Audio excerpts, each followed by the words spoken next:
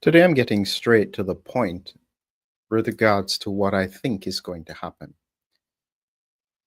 I don't want to come across as though there is no hope in the future. Of course, there is. However, I think what we're facing at the moment is so serious that we can't fix it, we can only mitigate it. And I'm going to use an example here to get you to understand that of hypertension. And because there is such a slow response from the medical and the scientific community to address the seriousness of what's going on with COVID, it means every day, every month, every year lost is compounding the problem. My belief is that all we can do now is mitigate issues. We can't stop them. So, quick example to give you an idea as to what I'm talking about. And it's all related to Franklin D. Roosevelt. And he was a previous president of the United States. The first thing you have to understand is the principle of hypertension. Normal blood pressure, 120 over 80, slightly elevated, 120 to 29 over 80. And as you can see, it goes up to a hypertensive crisis greater than 180.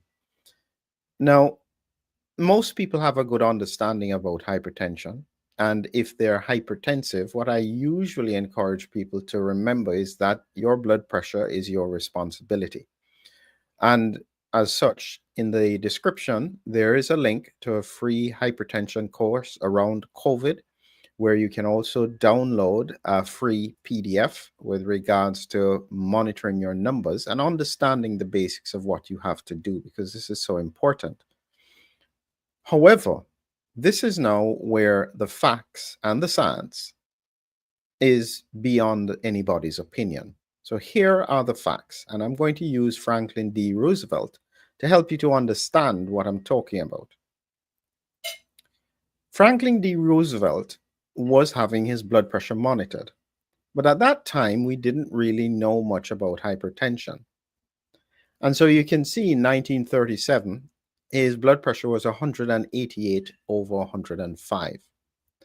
And the essence as to what they were thinking at that time was that he had essential hypertension, meaning there must have been a good reason for his blood pressure to be elevated. So it must have been essential.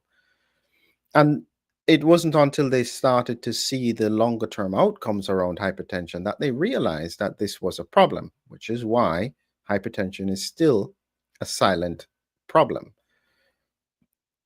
In 1944, during his fourth term, his blood pressure was 260 over 150. And his doctors were still just monitoring this. They didn't know what to do with it. And in reality, they didn't have any answers in any case because they didn't have any antihypertensive drugs. And he died in April of 1945.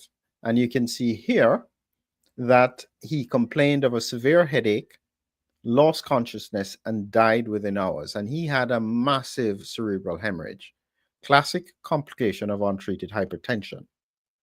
In March of that year, so just a month before, his blood pressure was 300 over 190, the highest ever recorded in a sitting president. Now, the reality is that even if I was transported back in time and I could address his blood pressure and manage his blood pressure with medication and so on, I would be able to extend his life, but it would be mitigating the damage that was already done. These are the complications. The eye damage would already be done. Peripheral vascular disease would have been done. His kidneys would have gone. His heart would have been hypertrophied and at risk for other problems. His brain arteries would have been damaged. All of this would have already been done when his blood pressure was elevated.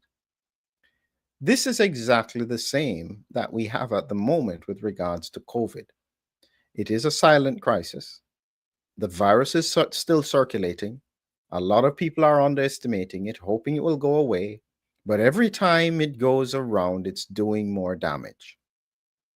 The longer we leave it, the worse it gets.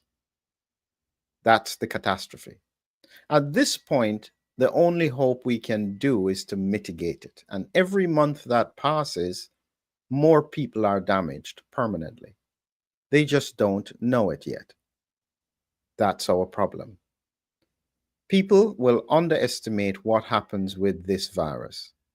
But even a mild infection can do serious damage to the organs.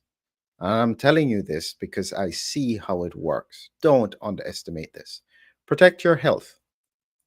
Advocate that this be taken seriously. Because if you don't, just like what happens with blood pressure, if you are not monitoring your blood pressure and you end up with a catastrophe, nobody is calling your doctor to find out why. It is your problem and your responsibility. Final reminder, remember there is a free course in the link, Hypertension, COVID, and the COVID vaccine, all the links there, talking about the general information, what it means, and what you can do. Critically, there's a blood pressure monitoring sheet. Free for you. Please take the opportunity to learn about it and reflect on the implications as it does with regards to health for COVID circulating around the country. Have a great evening.